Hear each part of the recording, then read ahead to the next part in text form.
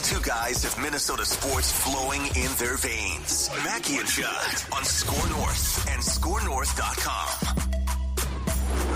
Reckless speculation. Reckless speculation. Reckless speculation. Welcome in. You are looking live. Looking live. That's more like a Tom Brokaw doing. Tom Tom Brokaw. Were you looking for 80s McMahon there? Doing Musburger. Lollipop. No, Musburger, dude. He's got Brent Musburger. You are looking live. You at are Busch looking Stadium, live. where the Cardinals are about to take on the Packers before 10 people. Looking live at a rare live edition here of Minnesota Sports with Mackie and Judd. It's a Scoops and Reckless Speculation Thursday. He is our friend from the 5 Eyewitness News Sports Department, Darren Doogie Wolfson. And we have breaking news. That's why we're live here. The Vikings have announced through every credible NFL reporter that they plan to release Dalvin Cook, it sounds like, in the next day or so. So they're kind of telling the world, all right, we've been trying to figure out a trade for months, and now is the time to, let the rubber meet the road here. So, hey, we're going to put him out there unless someone wants to give us a 5th-round pick or something. So, Doogie, what do you make of this, and what do you think? I mean, this is going to result in a release, right? It's probably not going to be a last-minute trade, but what are your thoughts?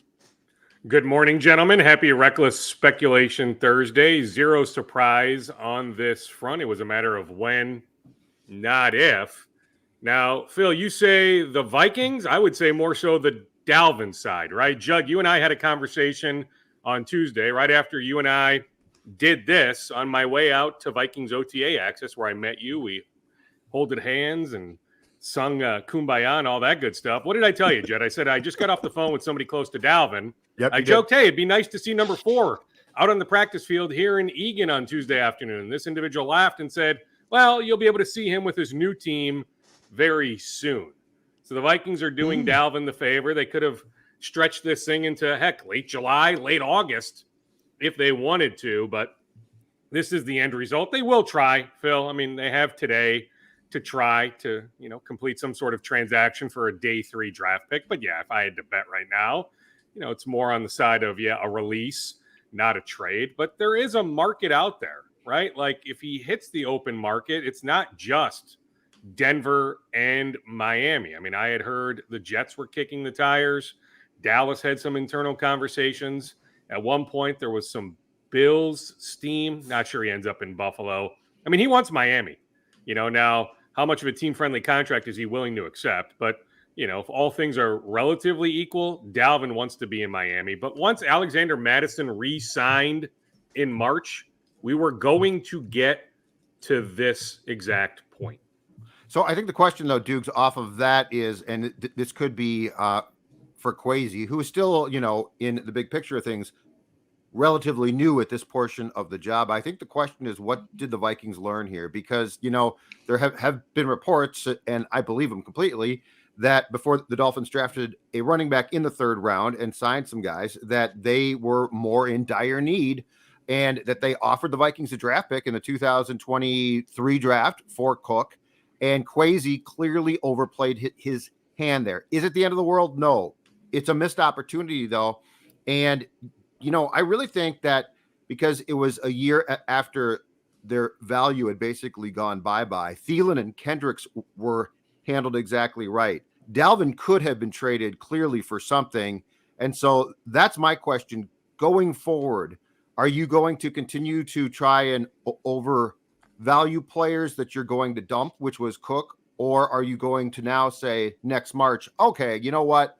4th round pick, we'll take that. That's, I think, the story from the Vikings end here is, what did Kwesi learn? Because he almost certainly now is going to get nothing when he could have gotten at least a little something. Correct. Maybe even a little bit more than a little something. So Kwesi definitely deserves some level of scrutiny. Now, I was going back and looking at some text message exchange, including with you and me, Judd, back on March 9th, March 10th, right in that 2 to 3 day time frame. And we had both heard, in fact, I think I verbalized this in this very spot, whatever that Thursday was, that second week of March, or maybe that first week of March, that I had heard the Vikings had received a trade offer. Now, Albert Breer suggests it was darn near done with Miami. I don't necessarily know if it was Miami. At the time, I had heard a little Atlanta steam. I had heard a little Jacksonville steam, but didn't necessarily know, and had heard the Miami steam as well, but wasn't sure what the exact draft pick offer was. But even if it was a 7th, right, that was a missed opportunity. Just looking at the landscape, looking at the cap number, right, whether you knew you were re-signing Alexander Mattison or not, who had interest at that time from Atlanta, from Denver, from Detroit. Like, there was no guarantee the Vikings were going to be able to re-sign Alexander Mattison. But even so, there were other running backs still available on the market. In a pass-first offense, you just don't pay a running back this much money. So to me, missed opportunity by Kwesi to make a trade in March. No doubt about that. Now, in the same breath, I will tell you, at 27 years old, coming off that shoulder reconstruction surgery in January, I feel like Dalvin Cook has at least one more really good year in him. That I think we're going to have a conversation in like October and say, man, oh man, do the Vikings miss Dalvin Cook? Whether that's with the Dolphins or somewhere else, I bet Dalvin Cook has a really good 2023 season. And that might be the case, but so I'm going to read you guys a couple interesting reaction snippets from just some smart people from around the football universe from the outside. These are just like national perspectives on this. That even if Dalvin Cook has maybe one more year of gas left in the tank, for instance, that this is still the right thing to do. So Brad Spielberger is the cap analyst for Pro Football Focus. Vikings and Kwesi know that last season's record was fraudulent, and instead of doubling down, they are asking, would player X meaningfully contribute in 2024, so a year from now, and beyond? If the answer on an expensive player isn't a resounding yes to that question, they're moving on, which is exactly what they should do. Danielle Hunter, which we can get to, is the one that I would probably consider keeping, but every other move that they've made so far makes total sense. And then Joe Banner, the former president and CEO of the Eagles and the Browns for 20 years, he chimes in, says, not every move the Vikings are making will be right, but the approach is what every turnaround that had significant long-term sustained success is the model that they are using. So I agree. It's hard as a Vikings fan to sit here today and be like, well, what the hell, man? I mean, Dalvin Cook still has some gas left in the tank. What are they doing here? They're not looking at 2023. I think for years, the Vikings ownership and front office has been stuck on this year by year, make it up as you go, just try to scrape together enough cap space to compete. And for the first time, a front office is saying, despite winning 13 games last year, and we're still going to be competitive this year, we're going to look out on a 2, 3, 4 year horizon and make moves for the long term that makes sense. So I'd like a 5th round pick for him, but I get it. It makes sense. And we'll see what the next domino is. Sure. I have no problem with this approach whatsoever. I mean, okay, scrutiny from missing out on an opportunity in March for a day 3 pick, that's not the end of the world. The overall approach to me makes all sorts of sense. Now, on that 2024 question, you're right. Danielle, Kirk Cousins, not extending him, but maybe later down the road, extending him. Those are different questions we can kick about. I will also tell you, they have a super healthy opinion of Ty Chandler, right? And so they want to give Ty Chandler some opportunities here in 2023. That was never going to happen if Dalvin Cook was back on this roster. I think the most important thing, too, though, is, and the Vikings halfway got this right, which is the positional value, which some folks now want to debate, but you can't. Running backs aren't making, I mean, look at the guys. Zeke is still out there. He's a nobody. And if he played wide receiver, he'd be, with a team by now. So I think the key thing here is they valued the position correctly. They didn't understand, though, that I think sometimes you get too cute and you think to yourself, well, it's Dalvin Cook. So I don't think he's great now, but I can try, but I'm going to get a 2nd round pick or something. It's like, okay, no, you're not. The other thing, though, with Cook and why he needed to be gone, in my opinion, from here is this. Was Dalvin Cook going to take the type of pay cut, and I mean a huge one. I don't mean a small one. I mean, was Dalvin Cook going to stay here and then play sort of a not backup role, but a 1A, 1B with Madison? And I think there comes a point when you're a star in a place where it runs its course there, and Dalvin Cook might go to the Dolphins and have a great year. But the key is he's going to take less, and the expectation isn't going to be as high from his end. So I just don't think that there was a good way to keep a marriage alive when basically he was going to go from being, spending years in the master bedroom to being in the outhouse outside and like, hey, we'll come and use you still a little bit. So that's the thing is, I just don't think that there was any good way for him to stay here. Well, I mean, he was never taking the pay cut. We discussed this in January. Yep. Post-mortem, right? I mean, we said in January, not March, in January, the word was Dalvin was not open-minded to accepting any sort of pay cut here in Minnesota. Now, I hinted at the last couple weeks, as things changed, okay, maybe having, some brief second thoughts about, hey, I love it there in Minnesota. I'm beloved in that locker room. There's a comfort level. Okay, is there a chance that maybe we could work something out? But he wasn't taking the pay cut here, right? So, zero surprise there. One thing I will add, if you talk to some Vikings folks on background, they will, to defend themselves for not trading him in March, I have a feeling they would tell you that Dalvin could not pass a physical in March, right? Yep. And so that would have been a hurdle in March. So, yes, okay, Albert Breer's report, what we had heard about at least, some trade dialogue happening. I don't think, based on what the Vikings folks would tell you on background, that Dalvin would have passed the physical in March. Yeah, I think you nailed it there. That's kind of because my first instinct is really just to zoom out for a second. You get nothing for Dalvin Cook, but at the time, let's go to the Miami rumors from 3 months ago, right? It sounds like Miami might have gotten really close, but maybe they got cold feet because the guy's recovering from shoulder surgery, and I get it why you'd want to wait if you're an opposing team like that. Real quick on the Danielle Hunter front. So Ian Rappaport advanced the reporting yesterday just saying, hey, the Vikings, and this is one of those, why is this information getting out there and who's putting it out there? Why now? This has been a thing hovering behind the scenes for 5 or 6 months.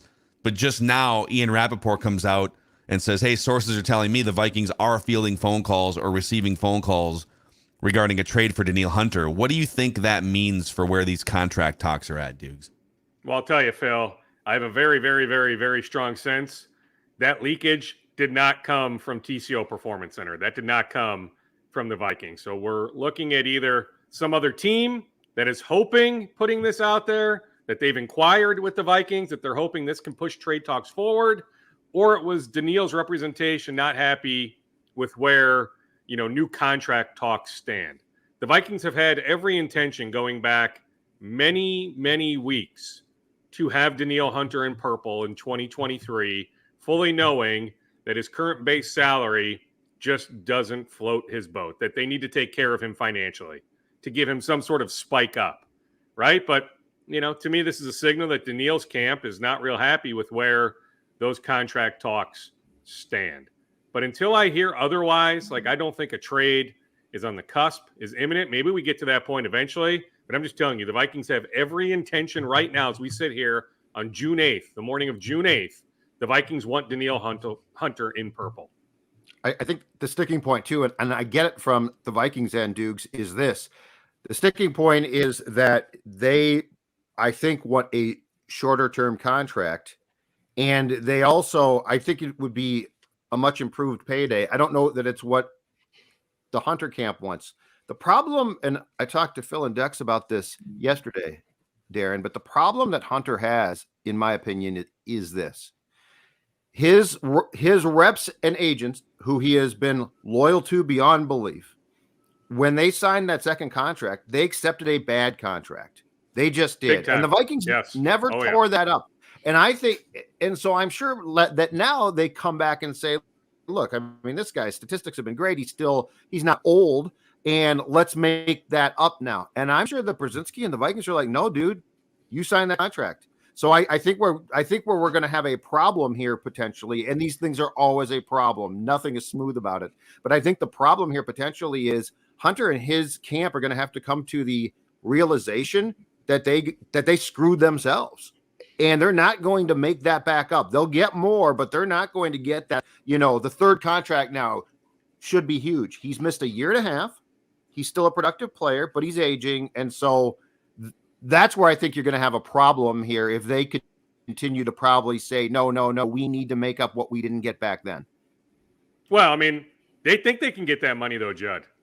from somebody else, not here in Minnesota, right? I mean, that's just my sense that Daniille's camp would say, okay, go ahead and trade him. If you can get a third-round pick, great, or 2/3, maybe a second, move on from Danielle. We'll get that payday somewhere else. I mean, the other complicating factor, at some point, the Niners are going to extend Nick Bosa. I'm not suggesting Danielle gets anywhere like in the ballpark of the Nick Bosa money. Heck, for all we know, if Bosa gets done before Justin Jefferson, Nick Bosa will end up being the highest paid non-quarterback in NFL history, right? But if you're Daniille's camp and you look at Nick Bosa's contract and say, okay, like if he's getting $33 million a year, $34 million, Danielle, falls somewhere, way more than what he's currently making, somewhere in that, top 10-ish pass rushers, right? So that would just increase the overall value when Bosa signs his contract. But like the Vikings want him here. That's all I can tell you. I mean, I've been saying that for many months, that I've seen Danielle here in purple, just knowing that the Vikings really, really want to get something done to keep him. Going back to the Brad Spielberger question about 2024, the Vikings see Danielle Hunter being productive in 23 and in 2024. The Vikings want Danielle Hunter here for multiple more years. I have a reckless Danielle Hunter theory to throw by you guys here.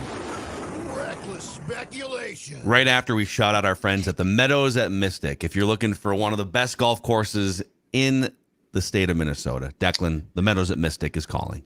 Yes, it is. You should go check out the Meadows at Mystic Lake. Go to golfthemeadows.com to book that tee time. And in fact, Father's Day is coming up. Why don't you go get your dad a gift card at the Meadows at Mystic Lake? Go book a tee time with your dad at one of the best places to play golf at the Meadows at Mystic Lake, and go check out those tee times. Again, it's golfthemeadows.com to go secure one of those. Go check out the pro shop. Enjoy a cold one too at the Meadows Bar and Grill. Go to golfthemeadows.com to learn more. Also, our friends at EcoFun are offering up some fun little toys here. Let's call them, like scooters, for instance, that can take you around in style. Enjoy fun rides this summer while averaging 64 to 115 miles per gallon. That's kind of fun. Youth ATVs and dirt bikes in stock, ready for the kids and grandkids. It could be a kind of a fun gift idea for these summer months if you have a kid or a grandkid with a birthday coming up. And then new carryover 2022 Yamaha Tracer GT9 motorcycles in stock and $1,500 off. 2 stores to shop at in the metro area, Forest Lake and Burnsville. You can check out the full inventory at ecofunmotorsports.com. That's ecofunmotorsports.com. Reckless speculation. So could you do this? So Danielle Hunter and the Vikings come to some sort of an impasse. Hey, we'd love to do like a 3-year deal with 2 years of guarantees, and Danielle Hunter's camp, right or wrong, says, no, man, we want the full bag, and we think another team will give us the full bag, so let's facilitate a trade or something. Let's say you get to that point later on this summer with Danielle Hunter. Brian Flores, historically, go look at those Dolphins teams. The last year he was with the Dolphins in 2021, they were one of the best pressure defenses in the entire NFL. Top 5 in pressures, top 5 in sacks. Nobody on that team had more than 9 sacks. The scheme generates pressure. Now, you still need players. So could you say, all right, Danielle Hunter, if a team offers us a first-round pick, I think that's where it has to start for me. Or a second plus like a fourth. Like, I need a couple nice picks or a first-round pick. I mean, if you get a first offer, Phil, don't you need to do that? Yes, and with the theory that Danielle does have the injury history, that he's still relatively young, but third contract. Do you really want to be paying him really good money at 29 and 30 years old? Like, to me, if you get a 1, that to me is a no-brainer. And then the other shoe that drops, because now you're still trying to win some games in 2023. You're not tanking by any means. You got Marcus Davenport. You're hoping that he has a better season. And then it's like Patrick Jones. But out on the street right now, Melvin Ingram, 34 years old.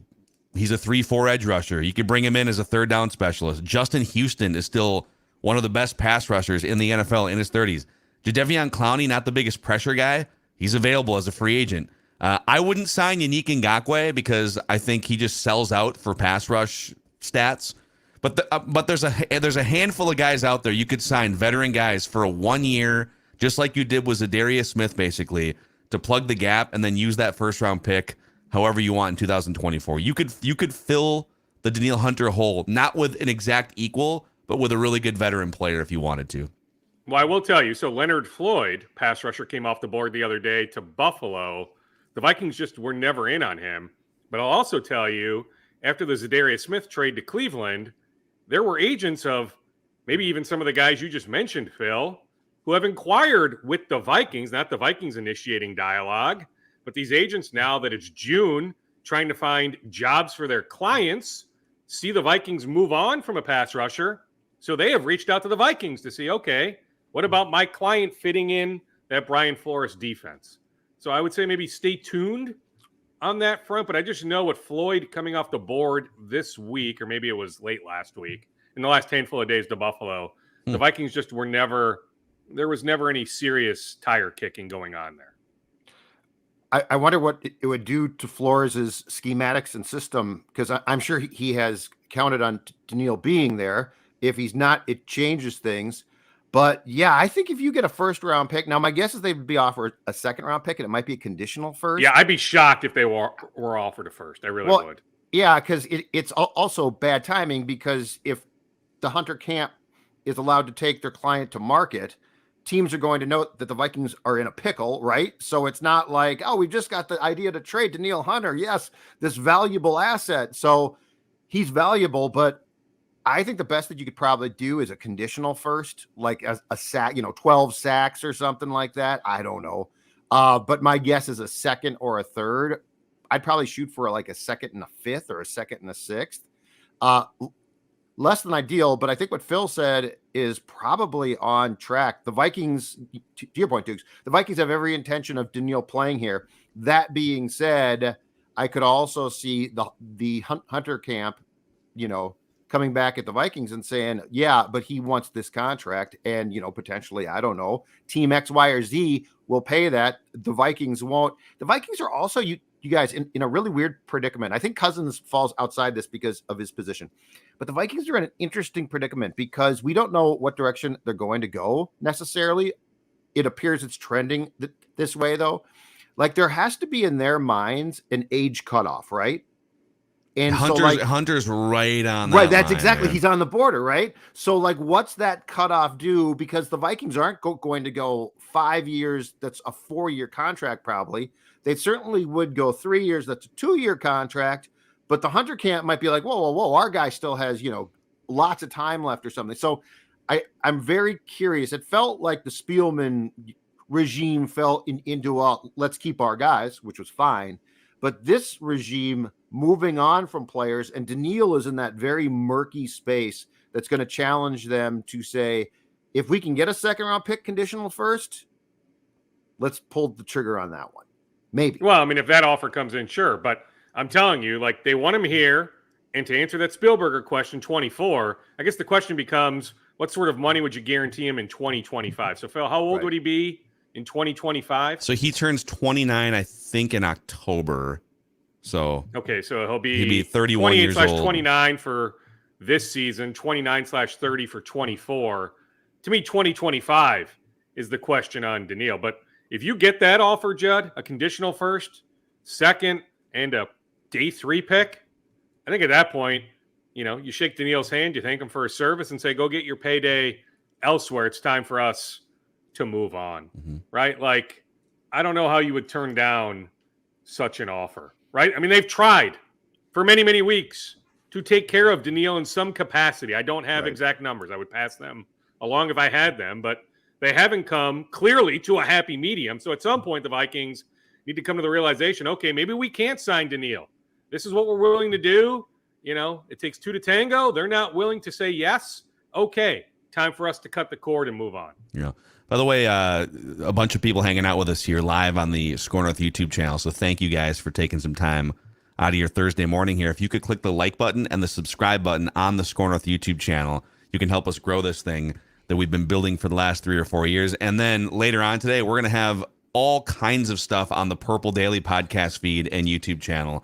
I think 3 different episodes coming down the pipeline on Purple Daily today. So it's a big Vikings news day with Dalvin Cook likely to be released, and then with the Danielle Hunter stuff kind of bubbling up in national reports. Let me ask you this, Doogie, and you can either answer it with your own opinion, or if you've heard from people that have opinions behind the scenes.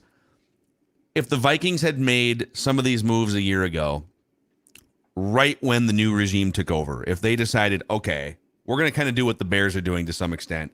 A year ago, we're going to trade Dalvin Cook. We're going to trade Eric Kendricks, Adam Thielen. What kind of draft capital do you think they could have gotten a year ago? And was it worth keeping the band together for kind of a fluky 13-win season that they're now reacting to as a fluke as they sort of tear this thing down a little bit and rebuild on the fly? Sure, fluky, but enjoyable. It was. Right? It was a freaking blast. Yes. It was a fun. I mean, just, for fodder's sake, I mean, the material was endless, right? To host that playoff game in January, to be favored in that first playoff game. I don't think they have any regrets in that regard until I hear otherwise. The Wilfs, Mark Ziggy, are not willing to fully hit that reset button. That has a lot to do with Ryan Poles currently being the Chicago Bears general manager, not coming to Minnesota for that second interview, not seeing the process through.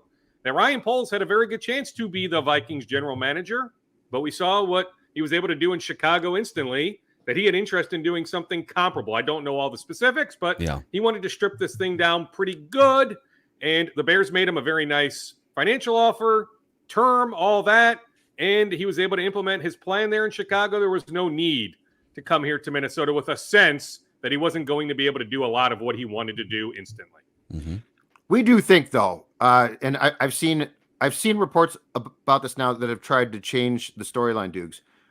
It's still my firm belief, though, that the Wilfs mandate, back to your Poles point, was we want to keep this team intact for a year. Yeah, and then this was not. It's now being painted as, well, we had these great veterans, and it was a fun year. I'm not trying to take that away. But I think a lot of the moves that you are seeing now would have been made before 2022. And the reality is this. You did, and I think this is why not getting compensation for Cook is slightly frustrating.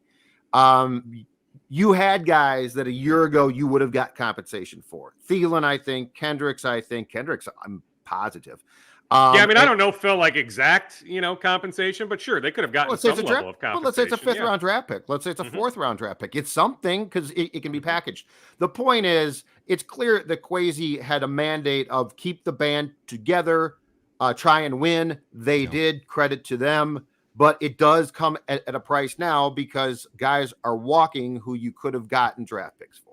Yeah, and I mean, I'm not even necessarily upset at Kwesi. I mean, for Kwesi to ascend up to this position, the position that he desired for many years, it was Vikings or bust, right? Like nobody else was hiring him as their GM. Sure, he was in the mix other places, but wasn't a finalist or on the cusp of landing another job. So if he wanted this GM job, you had to follow some of these mandates. But now he can implement maybe some of the things he would have done a year ago. I don't know exactly what Kwesi would have done a year ago, but I think if Kwesi had, full clearance, we would have seen some level of what we're seeing now. Yes, 1 year ago, right when he took over.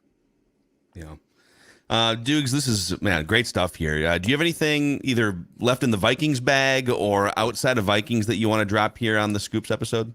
Yeah, so there's a news conference on Tuesday at Target Center. Yeah. Some big announcement of a big event, right? I guess a big announcement would be a big event coming to the Twin Cities. Declan, you may want to check on this. I had somebody tell me this would fit under the reckless speculation theme of Thursday, right? Reckless speculation Thursday. Go ahead and play the liner there. But is it WrestleMania? I got a text. Somebody told me to check on WrestleMania. That would be US Bank Stadium. Yeah. Well, no, they can do the press conference at Target Center, but the event could be at US Bank Stadium. So, coming to downtown. Just something to check on. I don't know the answer. I can tell you there is going to be an announcement on Tuesday at Target Center of a big event, sporting event, coming here, or entertainment event, however you want to, define it, coming here to Minnesota in the near future. So the announcement will take place. It is for Target Center. The press release is set to be announced for Targets. Is it? I haven't read the full release. Sure it's Target Center. It's not some just concert, right? You know what? I have it here. Let me see if I can multitask. Is it Monster Jam? Monster Jam. Tickets just $5. Well, here it says, we'll host a media-worthy celebration at Target Center to announce a major upcoming event to be held in Minneapolis. Okay. Whoa. So yes, it Are is the at Wolves Target Center, calling the their news shot? The conference. Wolves are calling their shot. A second At round 11 playoff a.m. series. L will Next- be in the house. But it doesn't necessarily specify that the event itself will take place at Target Center. So anyway, if I hear what it is between now and Tuesday morning, I'll pass it along. But I'm just telling you, somebody who knows some stuff texted me and said, hey, you might want to dig on WrestleMania. Oh yeah, my God. I think they would announce WrestleMania. They would announce it on like Monday Night Raw or SmackDown, wouldn't they? They would want control of it. Okay. WWE. Yeah, I mean, would. yeah, you guys are the wrestling. Look at them. Look at these right? guys. Not They me. don't- Or is it like is there like an AEW pay-per-view coming maybe? Could it be Royal the other? Rumble? I don't think Could it be the AEW gets that secondary? sort of press release. That's just me. Isn't the Rumble in stadiums too now? Or do they do the Rumble in arenas? They can do it in arenas.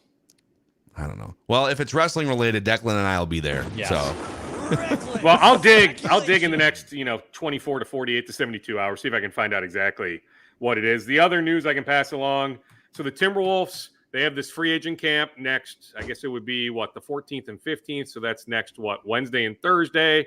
I don't know how big it's going to be. Like Kennedy Chandler is a very capable point guard, early second round pick last year of Memphis. They let him go. So he's now a free agent. Well, he turned down the invite. So I just don't know if this getting turned down by guys with two last names. No respect. Kennedy Chandler doesn't. Yeah, it's ridiculous. Yeah. So anyway, I don't know how big this free agent camp will be, but the Wolves are welcoming some free agents in. Is Chris Paul going to be there? And Thursday. Well, will Chris Paul officially be a free agent by then? He might. I mean, much He's like not Dalvin, coming the here. Suns are going to try to exhaust every trade option before they outright release him. I'll be curious to see how they stretch his contract if they do it over 5 years, just with the cap hits and all that. Yeah. But yeah, I mean, Chris Paul probably inevitably going to end up with the LA Lakers, not here in Minnesota. Do not tweet me questions about, hey, what about Chris Paul to Minnesota? No, I don't see a scenario where Chris Paul. I think ends up I'd rather here have Mike in Minnesota. Conley seems. I mean, Chris Paul is just always hurt, and then by the end of the year, he has no gas left in the tank. I love him as a player, but I just don't know, man. If he can, play I'd love like to see 45 him- games with the Lakers or something, maybe, and rest Yeah, up. I mean, but I've seen him in Boston. Boston would be and interesting. Play, whatever it is, 45. I mean, sit out, the second game of every back-to-back, be strategic, November, December, January, February, have him ready to go mid-March on. Yeah. I'd love to see him in a Celtics uniform, but, the Lakers have had interest going back a long time. I can confirm it's not WrestleMania. It's not WrestleMania.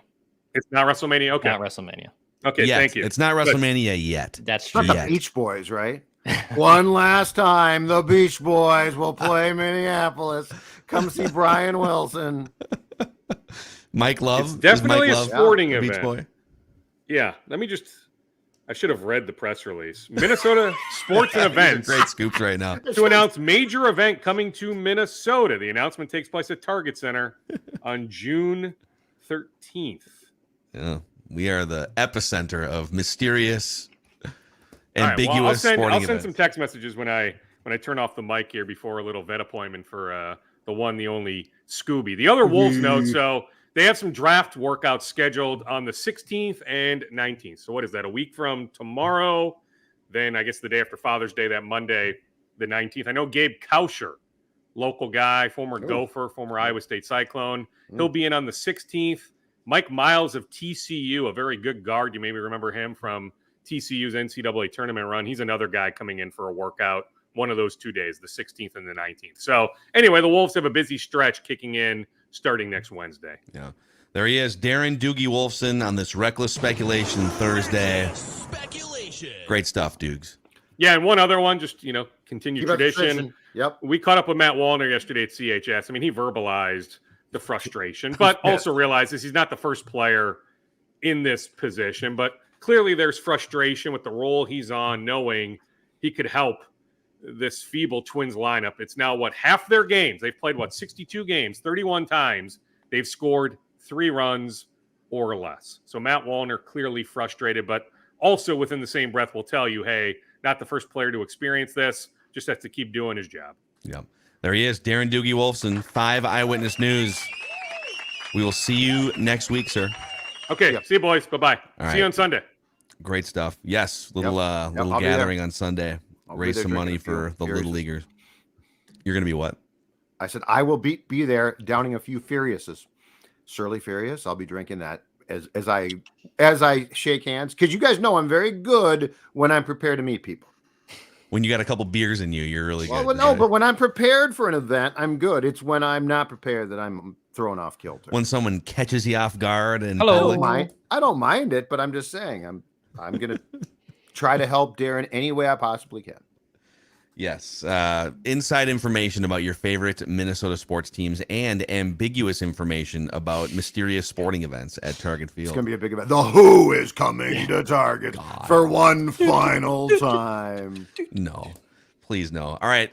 Purple Daily. Keep an eye out on the Purple Daily podcast feed and YouTube channel throughout the day. We have probably 3 episodes dropping, reacting to the various big news items. So thanks for hanging out with us here live on the Score North YouTube channel, Minnesota Sports, with Mackie and Judd.